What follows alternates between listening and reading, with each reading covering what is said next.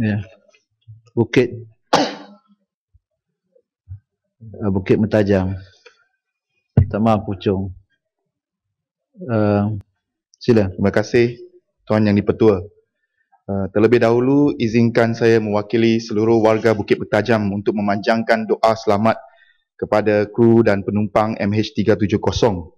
Memang harapan melangit, seluruh rakyat Malaysia menantikan kepulangan mereka dengan selamat. Dan doa juga diberikan kepada tim Search and Rescue supaya mereka selamat menjalankan misi mereka. Tuan Yang di-Pertua, bulan ini merupakan bulan Hari Wanita Sedunia yang hari sebenarnya disambut pada 8 hari bulan Mac yang lepas di serata dunia. Justru saya ingin mengambil kesempatan ini untuk merakamkan ucapan Selamat Hari Wanita Sedunia kepada rakan-rakan yang berhormat wanita di Dewan yang mulai ini serta para wanita di seluruh Malaysia. Tema Hari Wanita Sedunia Persetubuhan Bangsa-Bangsa Bersatu PBB pada tahun ini ialah Keadilan untuk Wanita, Kemajuan untuk Semua. Tema ini saya berpendapat amat tepat sekali. Wanita merupakan 50% daripada populasi dunia dan di negara kita Malaysia. Justru, keadilan sosial tidak akan wujud sekiranya separuh daripada populasi kita tidak mendapat keadilan dan pembelaan. Kemajuan yang dikecapi untuk wanita dan oleh wanita merupakan kemajuan umat manusia sejagat. Namun secara amnya, perjuangan kita untuk keadilan masih jauh. Budaya diskriminasi gender dan budaya memandang rendah perempuan malangnya masih diamalkan dalam masyarakat kita, dan ini menyebabkan wanita masih dilayan sebagai kelas kedua. Ini seterusnya menjadi penyebab kepada gejala seperti keganasan rumah tangga, ketidakadilan gender di tempat kerja, pengasingan wanita daripada kuasa politik dan ekonomi dan sebagainya. Walau bagaimanapun, diskriminasi yang berlaku dalam ruang awam ataupun public sphere ialah diskriminasi yang boleh nampak, yang terdedah kepada semua. Di sebalik tabir pula, ada sejenis diskriminasi yang tidak nampak, iaitu ketidakadilan terhadap wanita yang memilih untuk tinggal di rumah menjadi suri rumah tangga. Tuan Yang di-Pertua, dalam budaya kita, wanita yang menjadi suri rumah dan ibu-ibu, terutamanya mereka yang menjadi suri rumah sepenuh masa, dijangka untuk berkorban demi keluarga dan tidak meletakkan kepentingan diri mereka di atas kepentingan suami, anak-anak dan warga mas yang mereka jaga di rumah. Semua ini merupakan nilai yang baik dan murni. Tetapi akibatnya ramai suri rumah tidak mendapat sebarang penghargaan yang nyata ataupun tangible appreciation. Mereka berstatus tidak layak kredit unworthy, tiada simpanan untuk hari hujan dan hari tua dan akhirnya terpaksa bergantung sepenuhnya kepada orang lain demi kehidupan. Titah Yang di-Pertuan Agong ada menyentuh kepentingan institusi keluarga dan komitmen kerajaan untuk mencapai keadilan hak dan peluang kepada semua. Justru saya kira sudah tiba masanya kita mengiktirafkan sumbangan suri rumah dalam pembangunan negara. Jangan sekadar memberi kata-kata manis kepada wanita. Kerajaan patut memberi pengiktirafan terhadap apa yang dipanggil care economy ataupun ekonomi penjagaan. Kerajaan pada masa kini mengukur pembangunan negara melalui instrumen seperti GDP dan GNI. Walau bagaimanapun, kayu-kayu pengukur ini mengenepikan sumbangan suri rumah terutamanya dan para ibu, terutamanya dalam kerja-kerja penjagaan ataupun care work yang mereka lakukan di rumah. Apakah mereka ini tidak menyumbang kepada ekonomi? Tuan Yang di-Pertua, dalam bajet 2014 yang lepas, peruntukan paling besar iaitu kira-kira 21% ataupun 54.6 bilion diberikan kepada bidang pendidikan. Dan daripada jumlah tersebut, kira-kira 1.2 bilion diperuntukkan untuk pendidikan awal kanak-kanak. Ini menunjukkan betapa pentingnya asuhan dan pendidikan kepada anak-anak kita daripada peringkat awal. Namun kita semua sedar bahawa asuhan dan didikan yang paling awal adalah dalam konteks keluarga dan selalunya oleh si ibu. Justru, mengapa tiada peruntukan yang setara dalam bajet kerajaan kepada suri rumah dan ibu-ibu untuk kerja-kerja asuhan dan jagaan anak-anak mereka di rumah? Menurut satu laporan media pada tahun 2011, Kementerian Sumber Manusia menganggarkan bahawa terdapat lebih kurang 3.37 juta orang wanita yang menjadi suri rumah sepenuh masa. Kita buat satu pengiraan mudah. Berdasarkan gaji minima yang ditentukan oleh kerajaan pusat pada kadar RM900 sebulan, 3.37 juta suri rumah ini di Malaysia sepatutnya mendapat jumlah keseluruhan gaji 36.4 bilion ringgit setahun. Namun realitinya mereka tidak dibayar sebarang gaji. Justru 36.4 bilion ini saya simpulkan sebagai homemaker tax ataupun mummy tax, di mana cukai ini dibayar oleh suri rumah dalam bentuk pendapatan yang hilang. They are taxed 36.4 billion a year in the form of lost income. Sebagai konteksnya, pada tahun 2012, pendapatan cukai kerajaan pusat berjumlah 151.6 bilion, di mana 23 bilion datangnya daripada cukai individu dan 51.3 bilion daripada cukai korporat. Pengiraan saya untuk cukai suri rumah sebanyak 36.4 bilion ini bukannya anggaran yang besar. Pada tahun 2004, Menteri Pembangunan Wanita, Keluarga dan Masyarakat ketika itu, Datuk Seri Shahrizal Abdul Jalil, sempena sidang kemuncak wanita di Kuala Lumpur, menyatakan bahawa sumbangan kerja-kerja tanpa bayaran ataupun unpaid care work di negara ini adalah kira-kira 25.5% daripada GDP tahun 2003, iaitu kira-kira 100 bilion ringgit. Sama ada 36.4 bilion kiraan saya ataupun 100 bilion ringgit kiraan kerajaan pusat. Hujah saya ialah sumbangan suri rumah dan ibu-ibu dalam kerja-kerja penjagaan ataupun care work bukannya setakat bernilai dalam bentuk moral ataupun sosial, tetapi juga mempunyai nilai ekonomi yang tinggi. Kerajaan Negeri Pulau Pinang telah mula mengiktirafkan sumbangan wanita yang memilih untuk menjadi suri rumah sepenuh masa. Pada tahun ini, program Ibu Emas telah dilancarkan di mana ibu-ibu yang berupa suri rumah sepenuh masa akan diberikan sumbangan RM100 setahun oleh kerajaan negeri. Ini merupakan kesinambungan daripada Manifesto Pakatan Rakyat serta Belanjawan Pakatan Rakyat 2014, di mana sejumlah 3 bilion telah dicadangkan untuk program yang disebut Caruman Sosial Wanita. Program Caruman Sosial Wanita ini melibatkan kerajaan memberikan sumbangan RM600 setahun sebagai dana persaraan ataupun pension kepada suri rumah dan ditambahkan dengan sumbangan daripada pasangan mereka.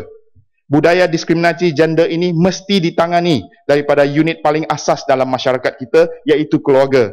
Suri rumah sudahlah terpaksa membayar cukai suri rumah yang saya sebut tadi, 36.4 bilion setahun, dan bakal dikenakan cukai baru GST. Nampaknya mereka hanya menyumbang tanpa mendapat apa-apa manfaat yang berpadan dengan sumbangan mereka. Pelaksanaan Caruman Sosial Wanita ini merupakan langkah pertama untuk mewujudkan budaya menghormati dan menghargai sumbangan wanita. Jika Kerajaan Negeri Pulau Pinang sudah boleh mulakan program Ibu Emas dan program Anak Emas, dan jika Kerajaan Negeri Kedah di bawah Barisan Nasional pun sudah memulakan program Skin Insentif Kelahiran Anak, saya menyeru supaya Kerajaan Pusat untuk melaksanakan Manifesto Pakatan Rakyat iaitu Caruman Sosial Wanita. Saya akan menjadi orang yang pertama untuk menyokongnya jika Perdana Menteri membentangkan dasar ini besok. Tuan Yang di-Pertua. Ya, tempat. Bukan tajam. Saya orang yang kedua yang akan menyokongnya.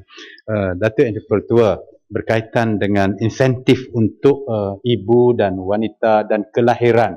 Baru-baru ini Menteri telah memberitahu bahawa kadar kesuburan negara kita telah menurun kepada hanya 2.1 sahaja, iaitu peratus sahaja, iaitu hanya mencukupi untuk mengganti jumlah penduduk yang ada sekarang ini dan tidak akan mengembang lagi, malah dibimbangi akan mengecut akhirnya.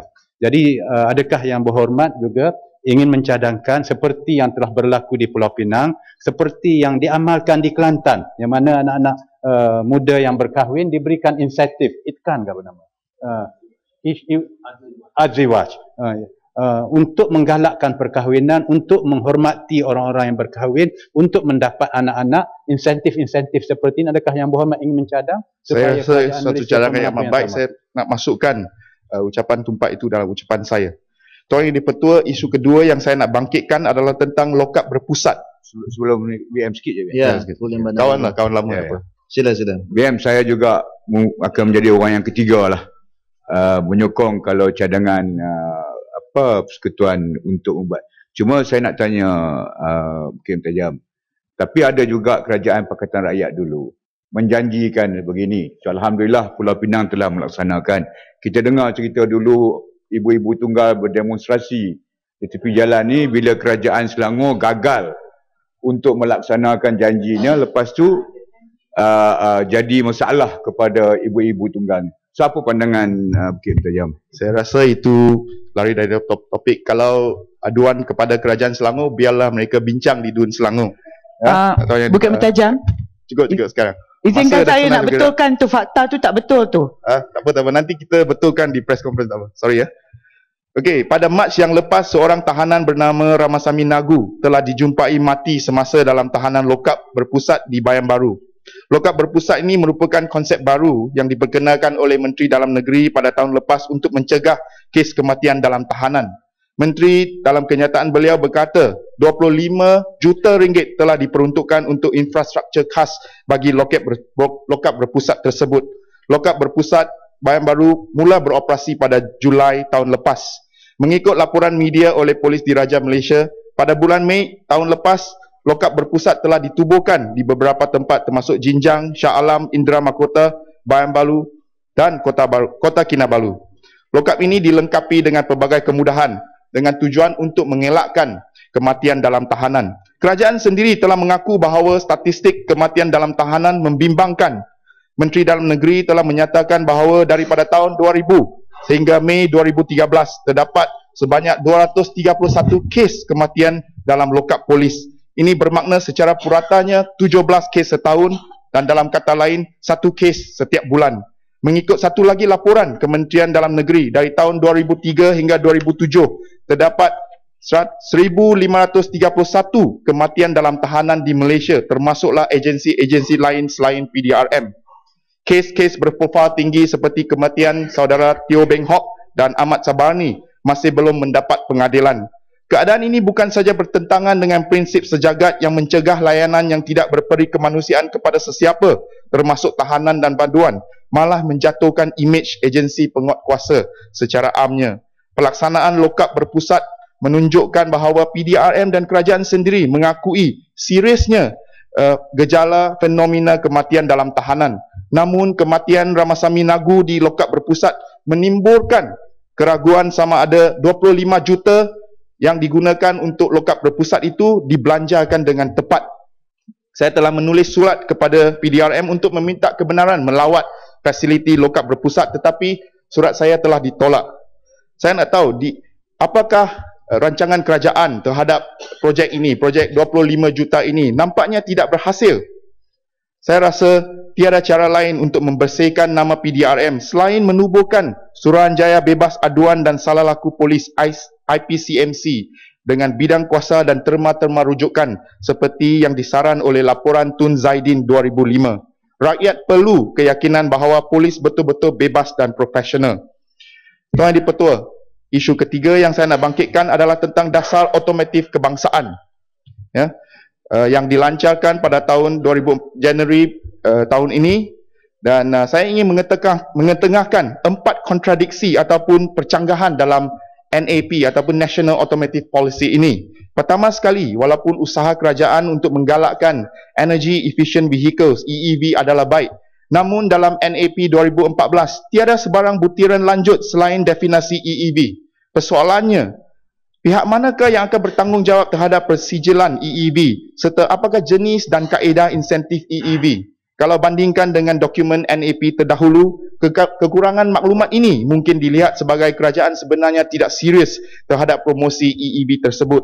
Keduanya, NAP 2014 ini bercanggah dengan draft Pelan Induk Pengangkutan Awam Darat Kebangsaan dan NKRA Pengangkutan Awam. Untuk sebuah negara yang mempunyai jumlah populasi 29 juta, kita mempunyai 21.2 juta buah kereta dan motosikal berdaftar. Ini bermakna setiap 5 orang rakyat Malaysia, termasuklah bayi dan kanak-kanak, 4 daripada mereka mempunyai sebuah kereta ataupun motosikal.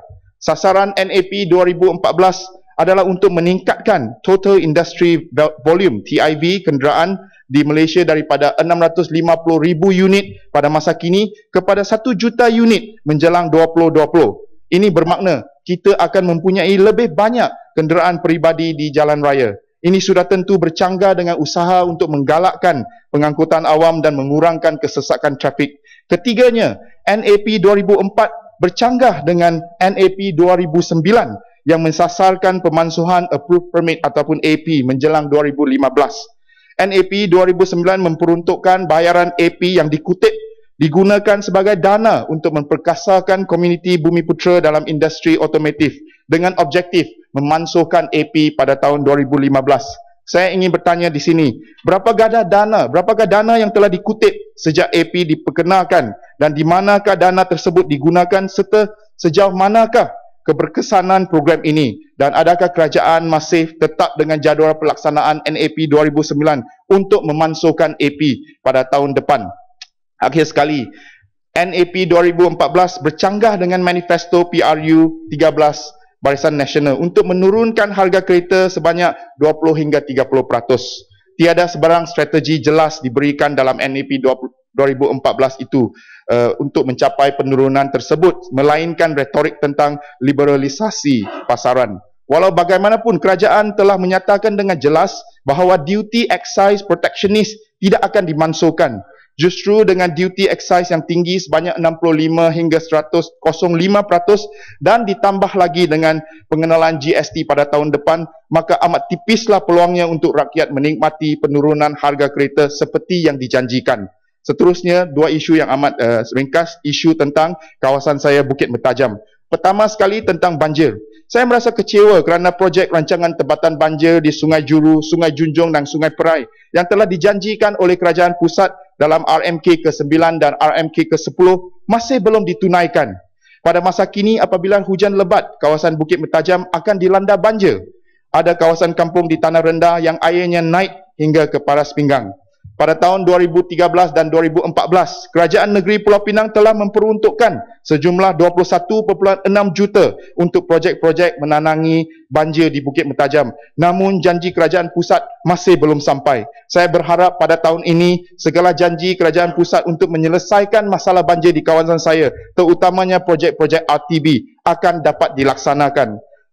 Isu kedua di Bukit Mertajam ialah tentang landasan kereta api berkembar yang baru. Pada 10 Februari 2014 yang lepas, saya telah menulis pucuk surat kepada KTMB bagi mendapatkan penjelasan dan jaminan tentang isu derailment, kemalangan derailment di landasan berkembar baru di Bukit Mertajam. Sehingga kini saya masih belum lagi mendapat sebarang maklum balas daripada KTMB maupun sesiapa. Derailment pertama berlaku pada 9 hari bulan Februari 2013 melibatkan kereta api penumpang. Dan setahun selepas itu, pada 9 Februari 2014, kemalangan derailment yang sama berlaku lagi, kali ini melibatkan kereta api kargo. Kedua-dua kalinya, derailment berlaku dekat dengan rumah kerana landasan kereta api berkembar di kawasan Bukit Mertajam rata-ratanya berada amat hampir dengan kawasan perumahan.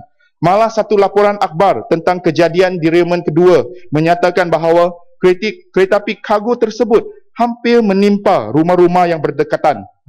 KTMB dan kementerian tidak boleh pandang ringan perkara ini. Nasib baik kedua-dua kalinya tiada mangsa yang mengalami kecederaan teruk. Tetapi jika tiada langkah berjaga-jaga untuk mengelakkan perkara ini daripada berlaku lagi, saya khawatir dan bimbang akan keselamatan penduduk kawasan saya, terutamanya mereka yang tinggal berdekatan landasan kereta api tersebut.